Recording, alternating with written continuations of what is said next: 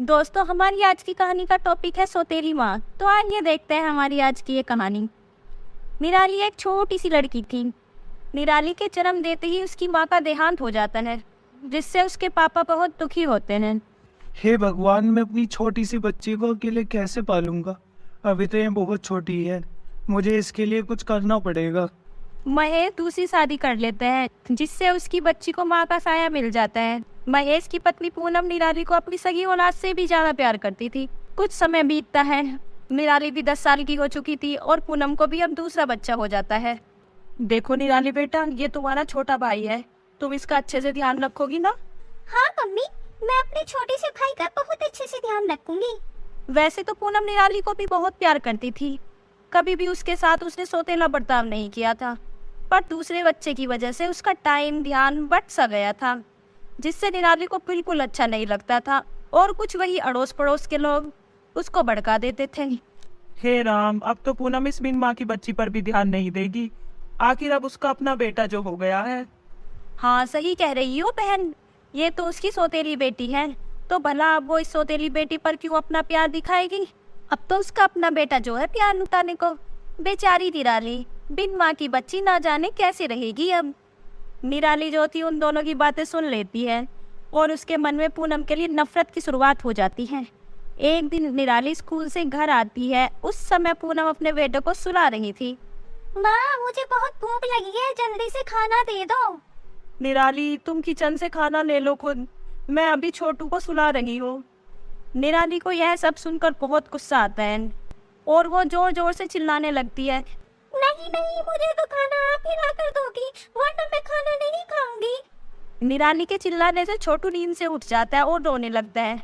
निराली बहुत जिद करती है। पूनम को यह सब देखकर बहुत गुस्सा आता है। वो गुस्से में उसको डांट देती है। निराली, ये क्या बदतमीजी है? तुम इतनी जिद्दी कब से हो गई? तुम तो ऐसे कभी नहीं करती थी।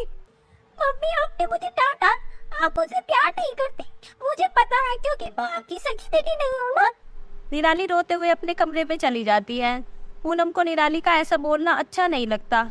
निराली जैसे जैसे बड़ी हो रही थी, पूनम के लिए उसका बर्ताव बुरा होता जा रहा था, लेकिन पूनम अब भी उसे उतना ही प्यार करती थी। निराली बेटा, उठो, तुम्हें कॉलेज जाना है, वरना देर हो जाएगी। नहीं, मुझे और सोना है, आप जाओ यहाँ से, मुझे सोने दो। आप क्यों बार बार मुझे परेशान करती हो? जाओ अपने बेटे को देखो जाके। पूनम निराली को कुछ नहीं बोलती और वहाँ से चली जाती है। एक दिन निराली घर से झूठ बोलकर अपने फ्रेंड्स के साथ घूमने चली जाती है, जिसका पता पूनम को चल जाता है। आ गई तुम? कहाँ गई थी? मैं कहीं भी जाऊँ, आपको क्या, आप अपने काम से काम रखिए। मुझे क्या, मैं तुम्हारी माँ हूँ और मुझे पता होना चाहिए कि मेरी बेटी कहाँ जाती है। और ये क्या, तुम आज झूठ बोलकर घूमने गई थी अपने दोस्तों के साथ? हाँ, आप मेरी माँ तो हैं, पर सगी नहीं, सौतेली माँ है। पूनम को निराली की बातें सुनकर बहुत दुख होता है और वो कहती है, निराली, मैंने तुम्हारे साथ कभी सौतेला बर्ताव नहीं किया, हमेशा तुम्हें छोटू से ज्यादा प्यार दिया है और तुम मुझे ऐसे बोल रही हो?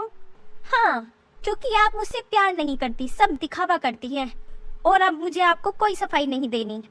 इतना कहकर निराली अपने कमरे में चली जाती है। शाम को निराली के पापा महेश 2 महीने बाद अपने घर वापस आते हैं, पर पूनम उसे निराली के बारे में कुछ नहीं बताती। और मेरे प्यारे बच्चों, कैसे हो तुम दोनों? मुझे तुम्हारी बहुत याद आई, इसलिए अब मैं कहीं नहीं जाऊंगा, बस तुम सबके साथ रहूंगा। एक दिन फिर से निराली अपनी माँ के साथ झगड़ रही थी। उसे बार बार सौतेली माँ बोल रही थी। ऐसा करते हुए महेश उसे देख लेता है और निराली को डांट भी लगाता है। निराली, ये क्या है? ये कैसे बात कर रही हो तुम अपनी माँ से? क्या मैंने तुम्हें यही सिखाया था? पूनम महेश को निराली को डांटने से रोकती है। तभी छोटू महेश को सारी बात बता देता है। पापा, दीदी हमेशा ऐसे ही मम्मी के साथ लड़ती है और मम्मी की कोई भी बात नहीं सुनती है और हर बात पर उन्हें सौतेली माँ बोलती है। छोटू, तुम चुप रहो और जाओ अपने कमरे में। पूनम, ये छोटू क्या बोल रहा है? तुमने मुझे कुछ बताया क्यों नहीं? यह सब सुनकर महेश निराली को डांटने लगता है। तभी निराली रोते हुए बोलती है, पापा, अब आप भी इनके कहने में आकर मुझ पर चिल्ला रहे हो। नहीं बेटा, मैं तुम पर चिल्ला नहीं रहा हूँ। तुम अपनी माँ से ऐसे कैसे बात कर रही हो, इसलिए मुझे गुस्सा आ गया। महेश निराली को बहुत प्यार से समझाता है। तुम्हें पता है बेटा, तुम्हारी माँ के जाने के बाद इसने ही तुम्हें पाला है। भले ही इसने तुम्हें जन्म ना दिया हो, ये तुम्हारा कितना ख्याल रखती है। जब तुम छोटी सी थी ये तुम्हें अकेले ही संभालती थी, कभी इसने तुम्हारी कोई शिकायत मुझसे नहीं की। बेटा, हर सौतेली माँ बुरी नहीं होती। महेश और पूनम दोनों निराली को बहुत समझाते हैं, तब निराली को कहीं जाकर अपनी गलती का एहसास होता है। मम्मी मुझे माफ कर दो, आपने तो कभी मुझे डांटा भी नहीं और मैं आपके साथ हमेशा गलत बोलती रही। दूसरों के बहकावे में आकर मैंने आपके साथ बहुत गलत किया। सॉरी मम्मी, अब से ऐसा कभी नहीं करूँगी। और हाँ, सच में आप ही मेरी मम्मी हैं। I love you so much mummy. तो दोस्तों, क्या समझे, हर सौतेली माँ बुरी नहीं होती। तो आपको कैसी लगी हमारी आज की ये कहानी? अगर कहानी पसंद आई हो तो like share subscribe my channel. Thank you.